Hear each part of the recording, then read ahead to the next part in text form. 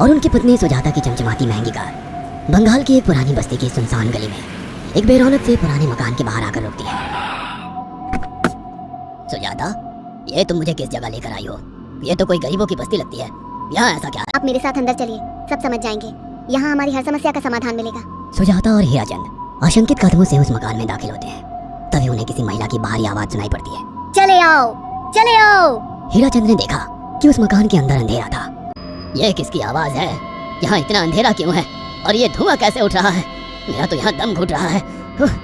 सुजाता और हीराचंद धीरे धीरे कदमों से उस कमरे के अंदर चले गए।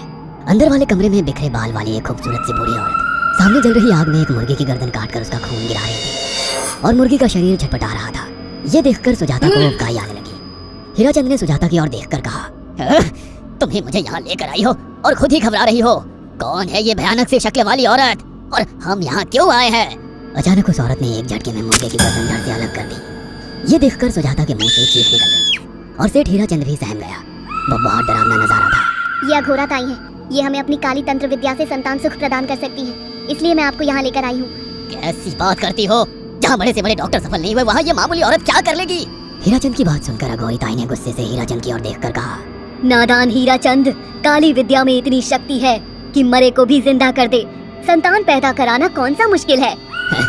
तुम्हें मेरा नाम कैसे पता? क्या तुम सच में हमें संतान सुख दिला सकती हो? तुम जितनी दौलत मांगोगी मिल जाएगी। अगर ये संभव है तो। संतान का नाम सुनते ही हीराचंद की आंखों में चमक आ गई। वह संतान के लिए कुछ भी कर सकता था। तुम लोगों को मुझे एक नवजात शिशु लाकर देना होगा। मैं उस शिशु की बलि चढ़ा दूंगी और फिर वही शिशु तुम्हारे घर में फिर से जन्म लेगा। अघोरा ताई, आप जैसा कहेंगे हम वैसा करेंगे। बस हमें संतान सुख दिला दो। बिना वारिस के हमारी दौलत किस काम की? संतान सुख के लिए अंधे हो चुके सुजाता और हरिचंद अपनी नौकरानी शीला से एक नवजात बच्ची चोरी करवा के अघोरी ताई को दे देते हैं।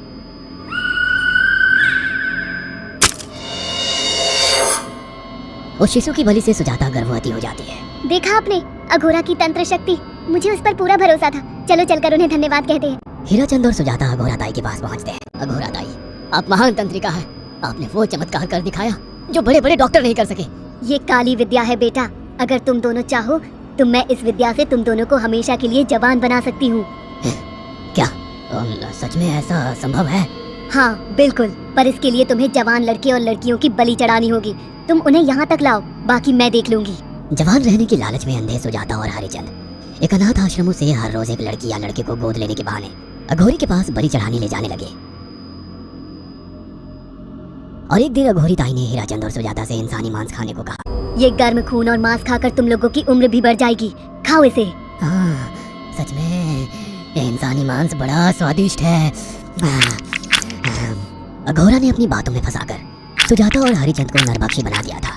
नौकरानी शीला भी नए शिकार लाने में उनकी मदद करती थी, मगर एक दिन शीला को शिकार नहीं मिला। मेम साहब, आज एक भी शिकार हाथ नहीं लगा और मैं बहुत थक गई हूँ और घर जाकर थोड़ा आराम करना चाहती हूँ। कोई बात नहीं शीला, एक छोटा सा काम है। तुम हमारे साथ चलो, लौटते में हम तुम्हें घर छोड़ देंगे। जी मेम साहब। शीला नहीं जानती थी कि शिकार नहीं मिलने से सुजाता और हरिचंद अंदर से बौखला गए थे और उनके दिमाग में एक शैतानी चाल चल रही थी।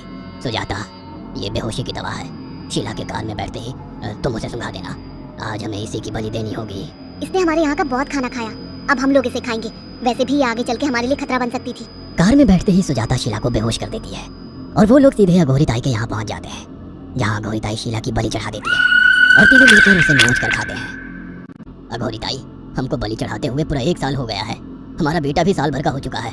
अब और कितनी बलि देनी होगी? बस एक आखिरी क्रिया और बची है, उसके बाद तुम दोनों हमेशा के लिए जवान हो जाओगे।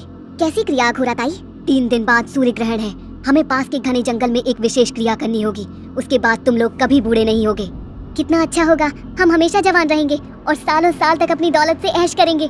हाँ, सच कहा। अघोरा ताई ने हमारे हर सपने पूरे कर दिए।